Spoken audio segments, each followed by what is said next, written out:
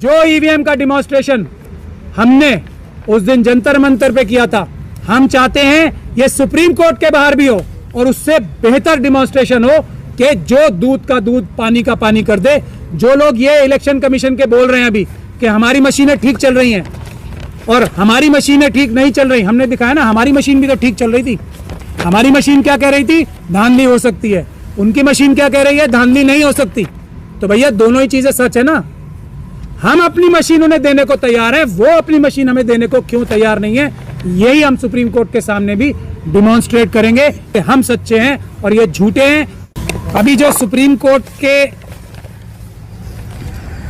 हाथ मजबूत करने के लिए एक इंप्रेशन ये सरकार द्वारा दिया जा रहा है कि जिस प्रकार से वो देश के सारे संस्थानों को दबाने की चेष्टा कर रहे हैं और दबा रहे हैं, ये इंप्रेशन आरएसएस और बीजेपी की सरकार पूरे देश में बहुत साफ तौर पे दे रही है। हर एक संस्थान पे, इलेक्शन कमीशन पे भी, हमें भी इलेक्शन कमीशन के पास उस दिन जाने नहीं दिया, कहीं वो मशीनें ना दे दें, उनकी आत्मा जाग ना जाए।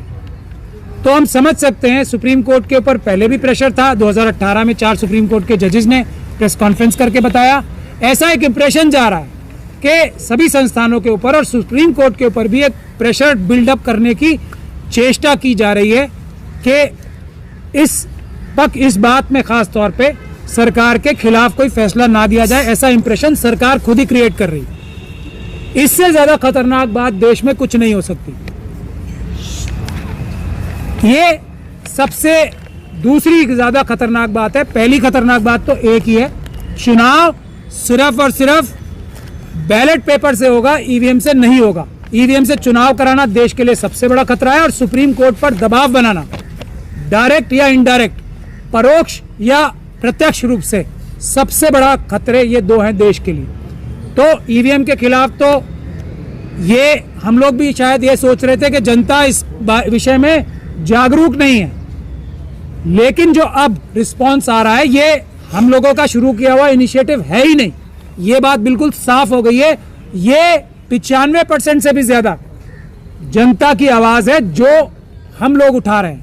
ये बात बिल्कुल क्रिस्टल क्लियर हो गई है। जो फोन हमारे पास आ रहे हैं, ये बात तय हो गई है। ये हम लोग नहीं कर रहे हैं कुछ भी। ये भारत देश की जनता 95% से ज्यादा ये चाहती है कि किसी भी हालत में, किसी भी कीमत पे ईवीएम से चुनाव नहीं होना चाहिए।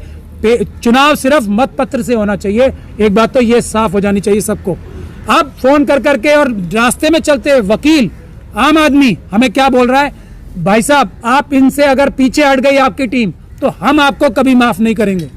जो आप ये कह रहे हो ना, जान दे देंगे, ईवीएम से इलेक्शन नहीं होने करने देंगे, तो पूरा देश ये चाहता है अगर आप लोग इससे पीछे हट गए तो देश की जनता आपको माफ नहीं करेगी। ये हमें लोग रास्ते में रोक रोक के बोल रहे हैं। तो एक बात तो ये बिल्कुल साफ हो जाए।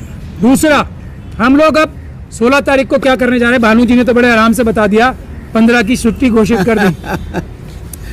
लेकिन ये छुट्टी क्यों घोषित कराई गई है?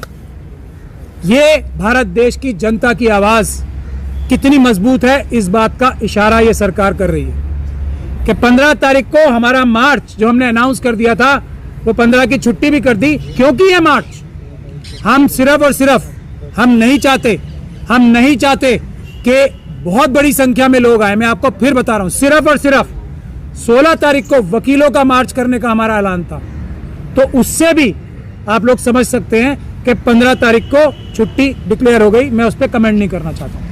लेकिन एक एक वकील हमें, अब ये जो वकील अलग अलग समुदायों से भी आते हैं, अलग अलग ग्रुप से आते हैं, जो सरकारी वकील है, मैं आपको ये मजेदार बात बता रहा हूँ, वो भी हमारा और भानु भाई का और दूसरे जो गौतम साहब हैं, जितने हमारे लॉयर्स हैं, उनका हाथ पकड़ पकड़ के बोल रहे हैं, भैया इससे पीछे मत हट जाना, हम आपको माफ नहीं करेंगे।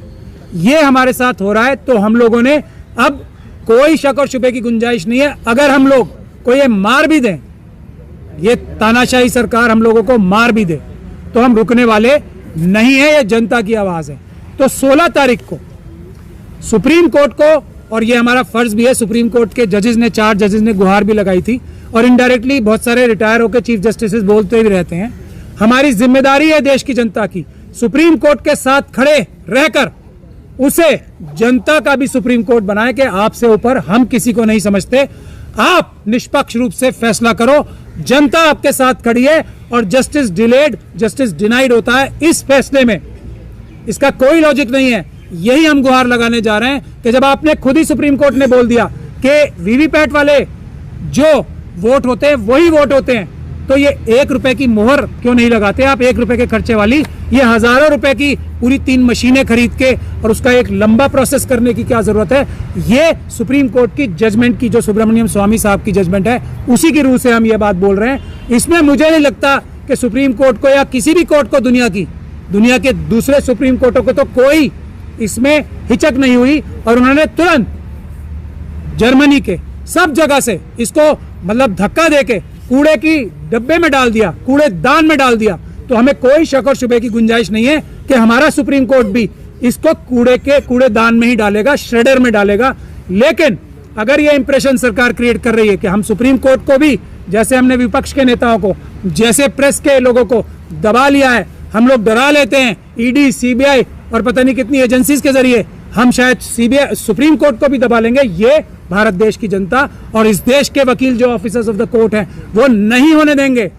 सुप्रीम कोर्ट के साथ हम सब खड़े हैं, बिल्कुल कोई सुप्रीम कोर्ट पे दबाव इस सरकार को बनाने नहीं दिया जाएगा। यही डिमॉन्स्ट्रेट करने हम लोग 16 तारीख को पटियाला हाउस के गेट नंबर 4 से, उसी जगह जिस जगह से 5 तारीख को प्रोटेस्ट या एक मार्च डेलीगेशन लेके गए थे हम, उसी तरीके से एक डेलीगेशन सिर्फ और सिर्फ वकीलों का 16 तारीख को गेट नंबर 4 पटियाला हाउस के गेट नंबर 4 से और 3 बजे gate number 4 Patiala house courts 16 तारीख 3 बजे हम सभी वकीलों से, दिल्ली और आसपास के क्षेत्रों से या बाहर से भी कोई वकील आना चाहें, देश के जिस भी हिस्से से वकील आना चाहें, सिर्फ वकीलों का मार्च नहीं है, ये एक तरह का डेलीगेशन है। फिर हम जाके सुप्रीम कोर्ट के साथ खड़े रहेंगे, उनके सामने एक जनता की दीवार बनके कि कोई हिम्मत ना करे सुप्रीम कोर्ट पे किसी प्रकार का प्रेशर बनाने की। ये एक सिंबॉलिक हम लोग मार्च।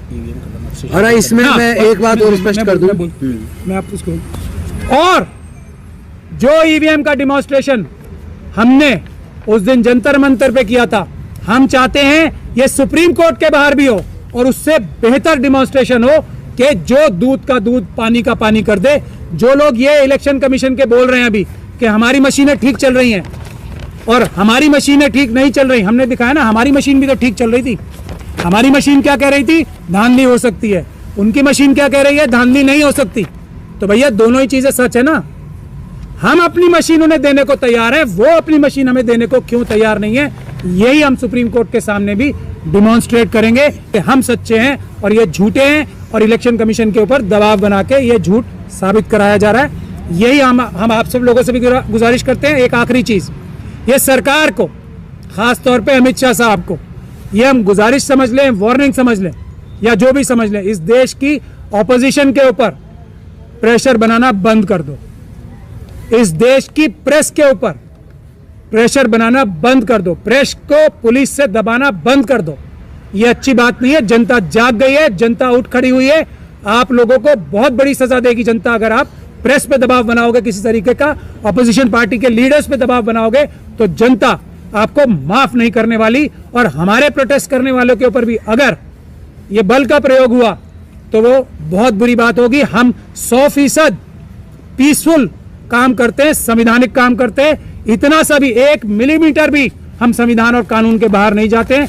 पुलिस का प्रयोग करके ये हम पे हमले, जो क्रिमिनल हमले कराने हैं, वो बंद कर दिए जाएं। हम पीसफुल हैं, पीसफुल रहेंगे और आरएसएस के गुंडों को भी किसी प्रकार का वायलेंस नहीं करने देंगे। माननीय सर्वोच्च न्यायालय ने एक व्यवस्था दी थी कि इलेक्शन कमीशन का जो गठन होगा उसकी गठन के लिए 3 सदस्य कमेटी होगी।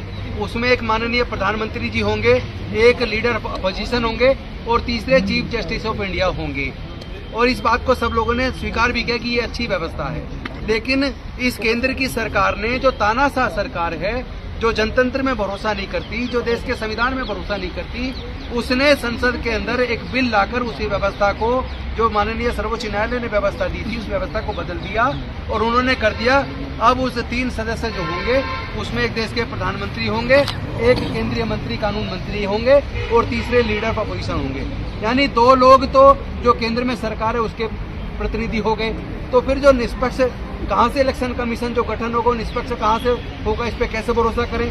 दूसरी बात, जो चुनाव जो लोकतंत्र के अंदर पारदर्शिता बहुत महत्वपूर्ण है और लोगों का वोटर का अपनी वोट पे भरोसा होना बहुत महत्वपूर्ण है। पूरे दुनिया में जो विकसित देश हैं जिन्होंने ईवीएम को बनाया है, उसका निर्माण किया है, उन देशों को ईवीएम पे भरोसा नहीं है और जिन्होंने ईवीएम का इस्तेमाल किया वहां की कोर्ट्स ने ईवीएम को बैन करके जनता के भरोसे को काम किया और मतपत्र के द्वारा वोट की प्रक्रिया को माना। तो मैं पूछना चाहता हूं देश के इलेक्शन कमीशन ऑफ इंडिया से, मैं पूछना चाहता हूं देश की सरकार से, आखिर क्या उनकी मजबूरी है जब पूरे देश का विपक्ष इस ईवीएम पर भरोसा नहीं कर रहा, देश की जनता, देश का जो मतदाता है, जब वो ईवीएम पर भरोसा नहीं कर रहा, वो लोग चाहते हैं कि वोट बैलेट पेपर से हो, तो फिर केंद्र की सरकार इलेक्शन कमीशन जबरदस्ती ईवीएम पे ही वोट डलवाने के लिए क्यों जोर डाल रहा है। एक बात। दूसरी बात, इस तरह के कई वीडियोज आए कि जो व्यक्ति खुद चुनाव लड़ रहा है और जिस बूथ पे वो रहता है, जहां उसका पूरा परिवार रिश्तेदार रहते हैं, जब चुनाव की गिनती हुई और उसमें रिजल्ट निकल के आया, उस अपने बूथ से उसको एक सिंगल वोट नहीं मिला, तो उसका वोट गया कहाँ, उसका वोट कहाँ गया। इसका मतलब ईवीएम में गड़बड़ी संभव है।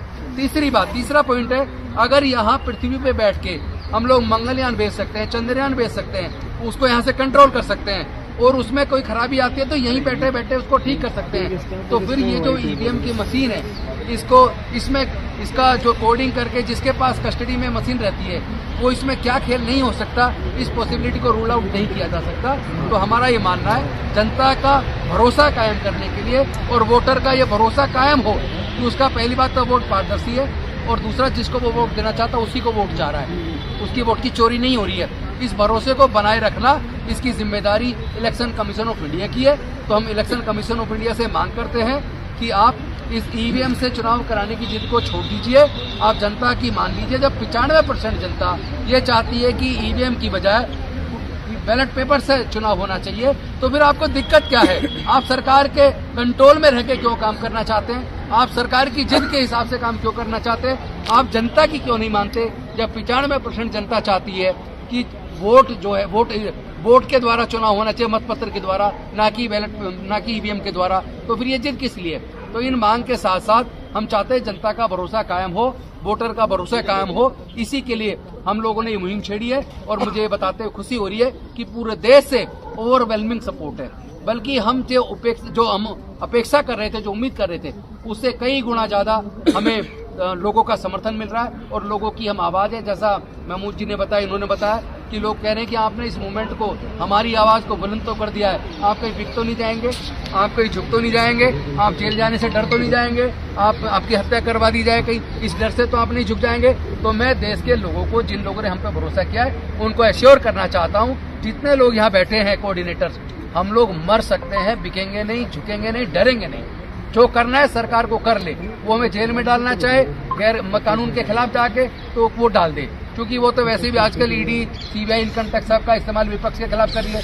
तो अब अगर विपक्ष मजबूती से आके खुल के नहीं बोल रहा है, लेकिन हम बोल रहे हैं, हमें कोई डर नहीं है। निश्चित तौर पर हम जनता की आवाज बन के, जनता की अपेक्षाओं के हिसाब से इस लड़ाई को अंजाम तक पहुंचाएंगे। और